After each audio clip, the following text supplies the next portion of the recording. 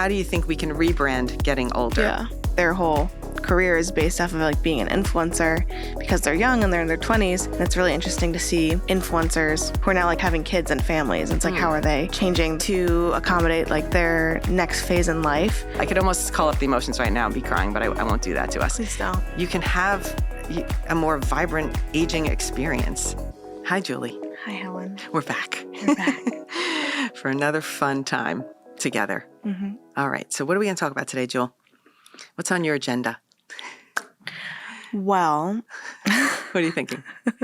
after recent events Okay. of you being called a GRANFLUENCER and hearing about the fallout of how much drama that has caused in your brain, we're going to talk about that. Okay. And your age and ageism in Ageism. general. Yeah, ageism in general, because I think it's a good topic. I think there's a lot I'm seeing on social media in multiple areas, LinkedIn, across the board even, TikTok, LinkedIn, Facebook, the works, about how ageism is still alive and well. And unfortunately, even though I'm out there, social media, on TikTok, almost 1 million followers, teaching young people how to use the app and actually teaching them how to do technology, and I'm the older person, I'm still being labeled as a GRANFLUENCER. Why? And you're not even a grandma. And I'm not even a grandma. And that's annoying. And it's not annoying because I'm excited to be a grandma one day. I don't think that's a negative thing. But I think that when we take the term gran to mean like a grandparent, always it has had a negative connotation, except for the fact that, I'm excited to be a grandma when your child has a child. But other than that, in other forms, when we talk about people who drive slow or, the old men driving. And you don't drive slow. I don't drive slow, but that's not relevant to me. But when we talk about, we see an old man driving slow on the road and we're like, oh, don't drive like a grandpa or don't be a granny. It's always had a negative attachment. And so I think to take people who are thriving, more than thriving on social media as GRANFLUENCERs, now being called that, older people that are successful, why do they have to have this label attached? Maybe they're not even grandparents. You're the prime example. So I was going to say, because I remember when you told me Yep. that the piece was going to say GRANFLUENCER, what were your emotions? Let's talk about it without getting upset. So I'll tell you how I found out. Let's talk about the history of it. So I was approached by a producer at CNN, Vanessa. I can't even pronounce her last name, but she was lovely. She contacted me saying that she's going to be doing an older piece featuring older influencers. And I was like, oh God, yes, excited. I was really all for it. And they came to the apartment and they filmed an interview with me. They even made their first TikTok with me. So these young people, she was a young woman, maybe in her 30s, and the young producer that was with her, she's the reporter and that was the producer. They were all young and they had never made a TikTok before. So I was really educating them. And in theory, I could have been calling them the grannies because they had never even used an app before that is really very, very widely popular at this point, and they hadn't done it. But I had no idea that it was going to be titled GRANFLUENCER. And how did I find out? Well, the night before the piece was supposed to air, I was on Instagram and I said, let me see if Vanessa posted anything about the piece. And I saw her blurb on her Instagram story and it said, tune in tomorrow when I'll be talking to GRANFLUENCERs. And I literally felt physically attacked. I felt ill. I just felt like this wave washed over me of like, what? It just took such a negative spin in my mind. And I thought, oh my God, like she never even said that I was going to be called that. And this is not to call her out because she was lovely and she was given this task to do this piece. And however they decided to call it that, that was not, I approached her immediately, by the way, as soon as it happened, aside from calling you and being hysterical crying. I'm going to admit it on national podcast TV. But I'm going to admit, I was so upset. I was insulted. I was hurt. I felt like I was deceived. I felt terrible. I could almost call up the emotions right now and be crying, but I won't do that to us. Please don't. I won't. But I immediately messaged her because I said, oh my gosh, please don't tell me this piece is going to be titled GRANFLUENCER or I'm going to cry. I literally wrote that in the message. I could probably read it. And she was like, oh, no. Wrote me back right away. No, it goes way beyond that. And so instead of really continuing to chat with her. I said, I'll wait and see what this thing is in the morning. But I immediately took it off my Instagram story because I was embarrassed immediately that that's what I was going to be titled in the morning. Then I saw the piece, and the piece started with some people in a retirement or assisted living type retirement community, doing silly dances. And it was a whole montage of much older people than me. Honestly, they were in their 70s and 80s. And so it started off like, well, here we go. Buckle up kind of thing. And then they transitioned to me calling me a boomer at that point. And then they said my age, which I was actually thankful for the first time. Like, oh, thank goodness, because I'm thinking they're going to think I'm like in my 70s and 80s. And I'm not there yet. And I don't need to be labeled that yet, right? No. Okay. So I sat through the piece peacefully, recorded it. I was like, okay, it was really nicely done. I was, and obviously treated as the expert in the field. And they even admitted to doing their first TikTok with me. But at the end, they said, oh, it was so much fun talking to these GRANFLUENCERs. And I can't explain my feeling about that I don't want to insult anyone, but it was almost like, there, sweet granny. You're good at social media. Aren't they wonderful because they're good at social media? And so it still left me with a weird taste in my mouth. Would you agree that that's how it came out? I would like to have your take on it as a young person. Yeah, I feel like I was frustrated that you were put in the grandma category because you're not one. And you were definitely much younger than almost everybody in the piece. So it almost seemed like you were the odd one out. But I also thought the piece was good. I was trying to do damage control and be very supportive and be like, it's not that bad, And it really wasn't. It ended up being a really good piece, and they ended up talking about you more at the end. So I think you came out on top, and I've been trying to tell you kind of just like ignore the GRANFLUENCER thing or even just like use it. I mean, like you got on CNN. Yeah. And I'm grateful for that opportunity. That's why I didn't post anything negative after the piece. Right away, I could have gone to social media and said, ugh, CNN, how dare they call me a GRANFLUENCER? I don't need to go there. I thought it was a great opportunity to be highlighted. I do think that it was a bit of a miss because it went from much older people, and then it went to me at 62, and then another woman in her 70s, and then back to me. It was they smoothed it out somehow, I think, but it still left me with a weird flavor. And I said to her, well, why the word GRANFLUENCER? It was never mentioned to me before. And her answer was that, well, that's what the industry is referring to older influencers as. And I was like, well, who came up with that? And no one's calling you, as you would say, no one's calling Gen Z influencers. Right. Gen Z influencers, or, like we don't have millennial influencers. And then, then let's take it to another level. Because there's other industries of people that we're not saying the grand lawyer so-and-so or the grand doctor so-and-so, the grand engineer so-and-so. We're grand-gineer. We can actually put that one together. But we're not actually doing that in any other industry when people are in their 50s and 60s and 70s. It's just, they're just judged on their expertise. There's a lawyer, so he happens to be who knows how old. And if you're older in other industries, that's like a positive. Yeah, and a lot of industries, it is a positive because you bring experience to the table, especially as a doctor or a lawyer or somebody with a profession where experience really feeds into your expertise. Yeah. And I feel the same way even in production. I'm not a grand director or a grand producer, and I've been producing and directing for my whole career, and I have expertise in that area. So I just feel that if we're going to be fair and we're going to start categorizing people, we need to do it across the board and not just in one area where social media is meant for young people. BS. I don't buy into that. So I have a problem with it. You could tell I'm a little angry. I'm trying not to be angry, Chris. Helen doesn't get angry that often. I don't get angry a lot. The only other time I've seen you get angry was last night when the hot water wasn't working and you were ready to... Like, we're in a nice building. Why don't we have hot water? Well, that's another story for another podcast. But just to say, you don't get very heated often. I don't get heated often. It really takes a lot. And I always look at the positive side of something. So even though I was upset by this, I was like, well, guess what? I'm going to cut off the beginning and I'm going to edit it to eliminate that term, which is what I did to post on my social media. Because I'm like, I don't need that attached to my social media personally. And I don't need people to start thinking about that. But what was interesting, and I'm going to start pulling them up, is the comments. Because I posted a TikTok where I didn't even have the intro of the grannies at first, but at the end, she referred to me as a GRANFLUENCER on the wrap up. And that was posted on social media. And my comments, when it was at the very, very end of the piece even, was authentic and wonderful. Just wish they didn't refer to you as a GRANFLUENCER. I'm reading the comments out loud.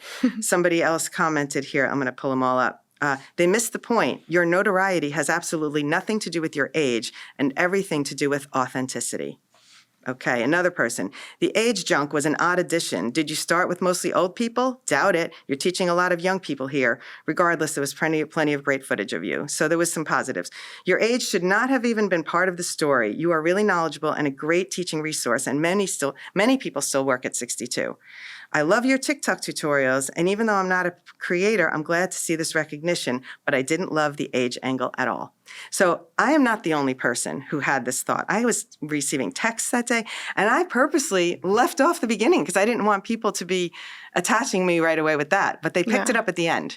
And so I then made another edit where I took that out, and I put that on my social media because I'm like, well, I don't want to have this negativity vibe attached in my comments at all, and I don't want it to be about age. So I dealt with it in my way of how I'm going to move forward. And then we decided we're going to talk about it here so everybody can know how I really feel about it. Yeah, unfiltered. Unfiltered. I'm just leaving out a little bit of bad language. So, okay, I'm going to transition that. I would love to have feedback on this too. I would like to know if we should now put people in categories in every industry. Should we?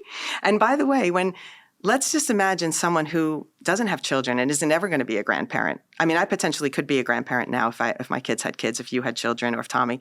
I just don't happen to be. And I think, again, I will be excited for that time, not upset about it. But there's a reason why many, many grandparents who are grandparents, and I have friends who are, they don't call themselves grandma. They're Mimi, Lolly, Lola, Gigi. They're making Coco. They make different names for themselves because maybe they don't want the negativity of granny attached to them because they feel young, vibrant, alive. We're thriving. We're a different breed of 60-year-old people.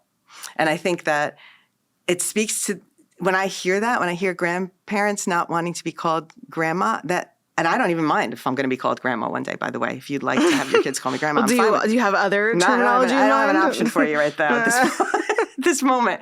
But I think at that point, I'll be embracing being a grandma. I'm okay with it.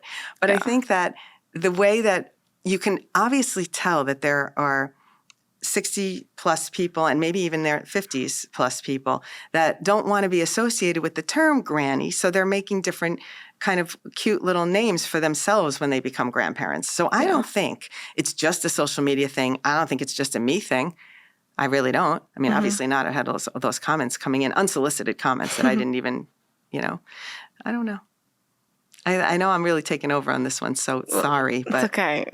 I'm a little heated. You need a safe space to I need to let out your feelings since you haven't been able to. I haven't been able to, and I was going to write a LinkedIn post, and I said no. I was going to make a social media, a TikTok, and I'm like, why do I need to put that negative energy out? Because my social media life, my page, it's really, I want to stick to my North Star, which is positive, teaching, helping others. And sometimes I have a moment where I'll get irked by something, and I take a beat before I post, and I say, does this speak to my North Star? Does this, and I choose not to post things that don't. So, except if I'm upset when I'm getting chemo treatments and then I'm crying on camera. Okay, I'll post that because that's real. Yeah. Okay? Do you feel me? I feel you. I agree. I mean, I agree with everything you're saying. I'm letting you have your moment. Thank you.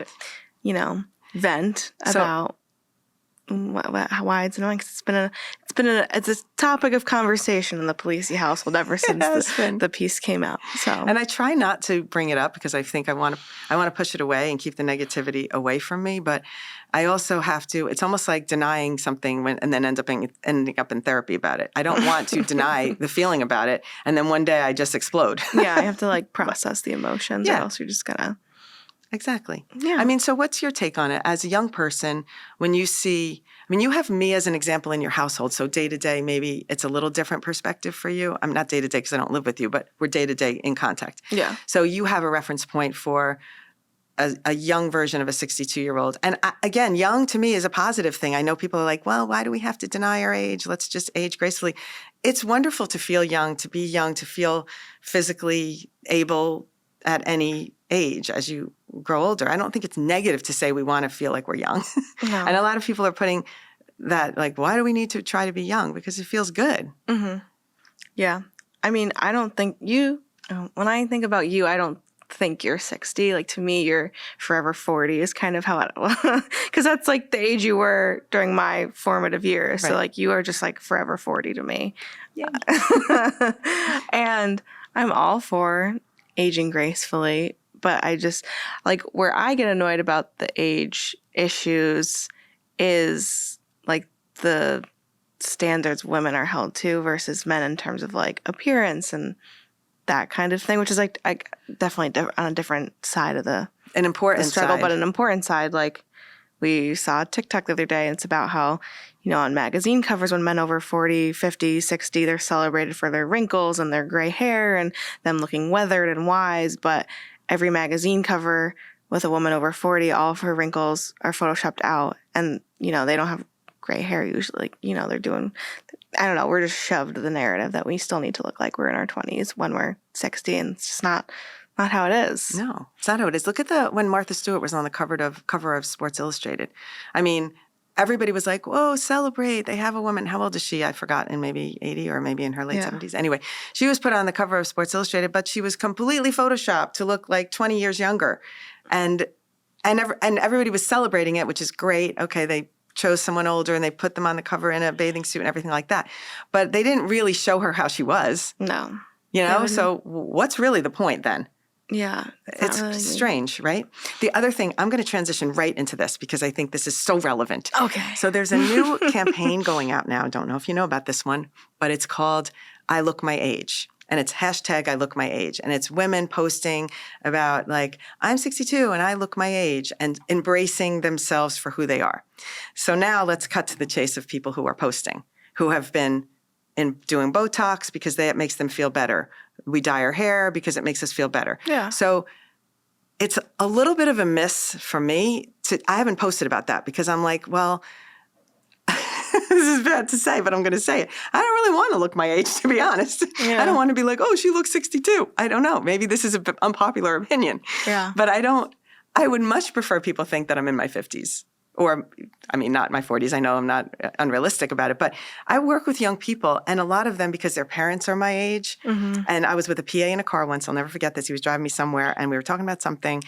And somehow he said something about, his mom and whatever. The reference was, he thought I was 10 years younger than I was because his mom was my age, and he didn't relate to me being the same age as his mother. And I was like, I mean, it didn't matter to him whether I had wrinkles or perfect skin. It was an energy thing that he was feeding off of. So I loved it. I loved that he thought I was younger. And to me, that's a compliment. And I don't want to deny that compliment. And I don't want to deny that I'd like to feel younger or I'd like to look younger. It's just part of, this is not going to be popular with the I Look My Age campaign, but I think that I've seen people doing it and I've seen people saying it, and I look at all of them and I know that in previous posts they've been doing Botox, and we all know we dye our hair or else we'd be gray. So we don't have to want to look our age. No. You just have to look how you want. I don't know. You just have to feel or have the energy that suits you. Yeah. I don't think it's just, we're so focused on age and like I look my age or I don't look my age or I want to look younger, I don't want to look younger. I just feel like there's so much on this subject right now, and I don't know have a solution to how to fix it, to be honest. I really don't. You don't want to be a GRANFLUENCER, but you also want to be able to look the way you want to look, even if that's aspiring to look younger and not be criticized for that. So I want to just add to that. I think that we should all be able to choose what makes us feel good. I don't do Botox because I've always said, I just want my face to age the way it naturally is going to age.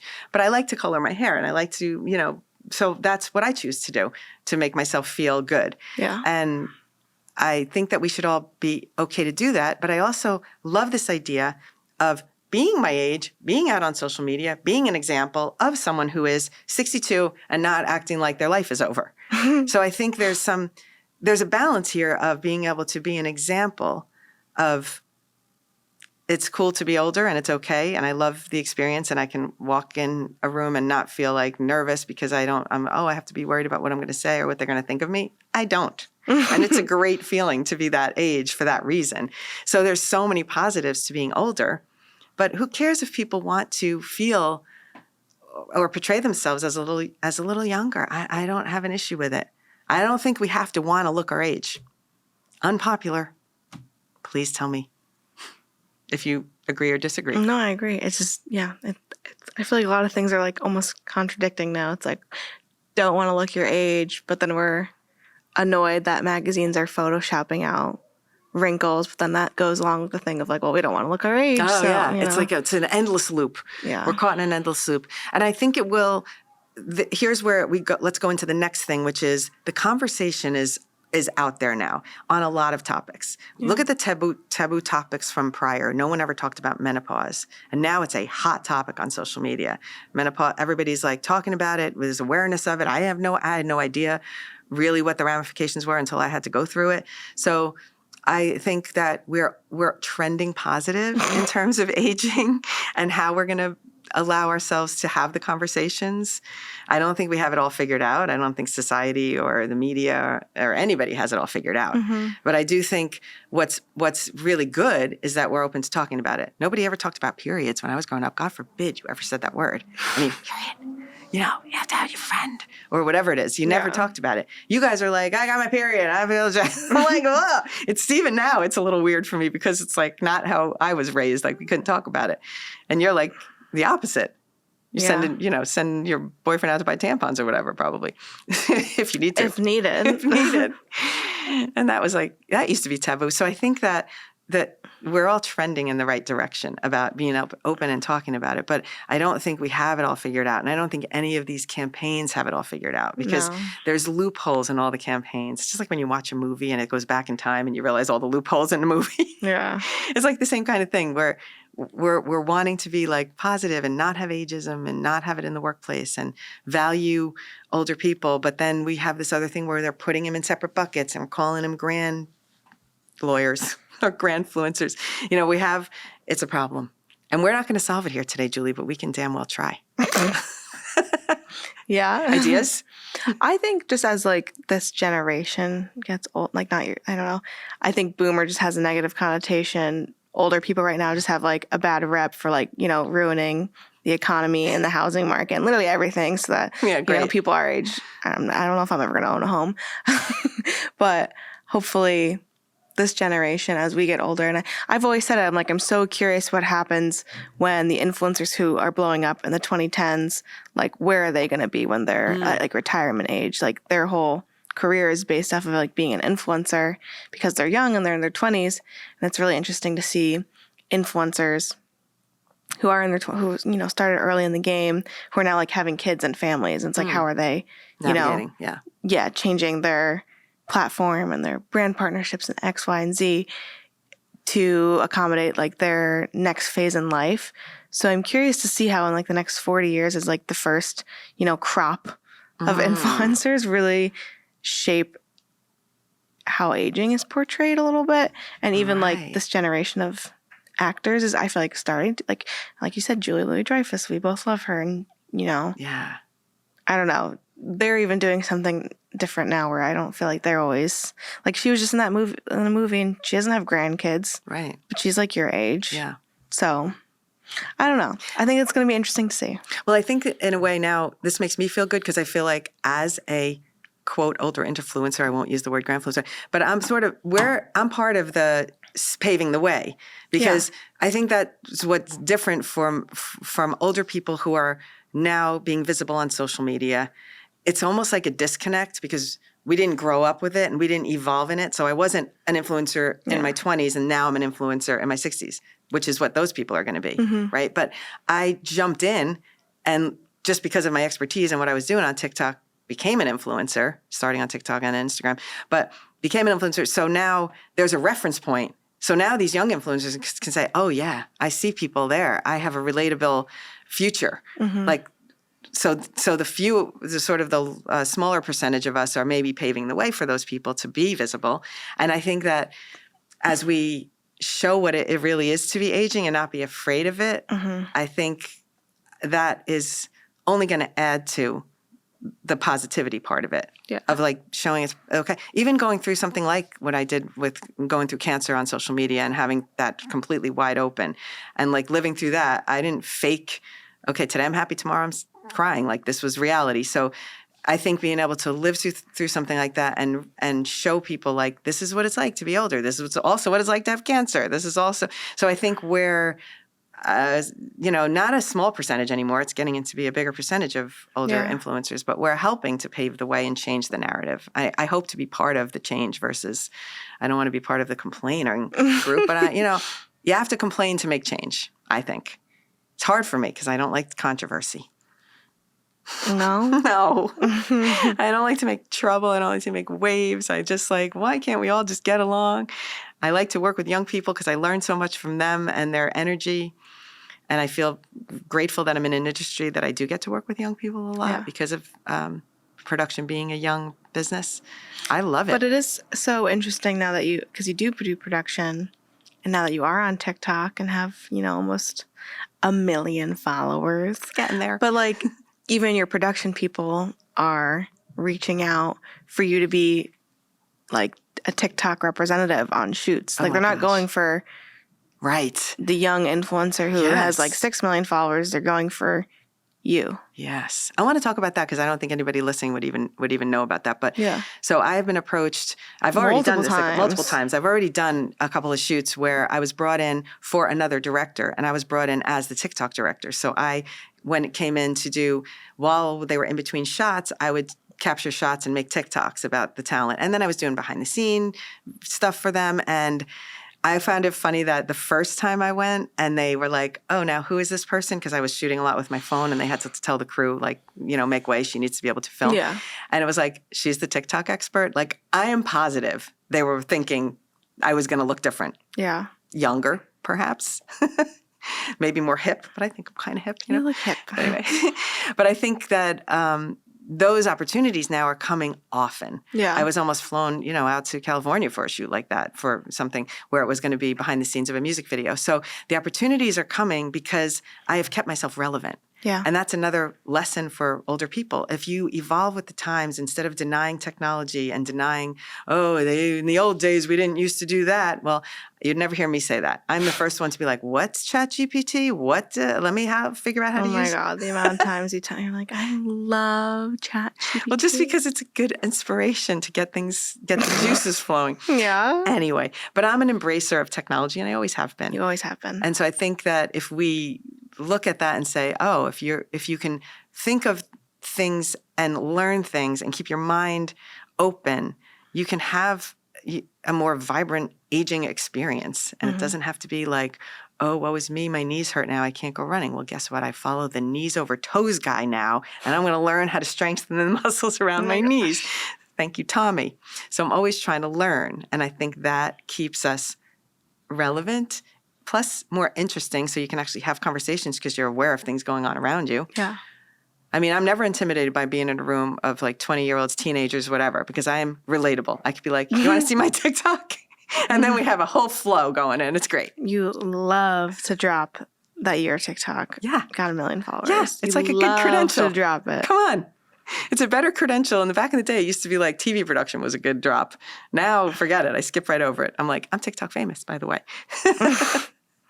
And she does that a lot. It's fun. It's not, we're not joking about that. She actually just will not even organically bring it up in conversation. Just out of the blue. Are you on TikTok? Usually I ask the person. Yeah, I'm TikTok famous. And it just comes out of nowhere. Like, we were shopping the other day and you told the people working the register. Yeah. It's too bad I couldn't post it, but we did have an experience where I started talking about it with the clerk who was checking me out. And then she said, checking me out in terms of my clothes when I was purchasing. Yes. And then she was like, oh, you are? And she started looking at my TikTok. She tells the other workers, next thing you know, we're making a dance TikTok together, which I then couldn't post because they would have gotten in trouble. Oh, well. Oh, well. But it was a great one. And I sent it. You love to drop it. You love to.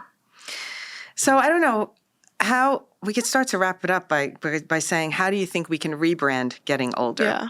What do you think? Because you're the strategy. You're more. you have more thoughts on marketing, and you do. It's more your natural state.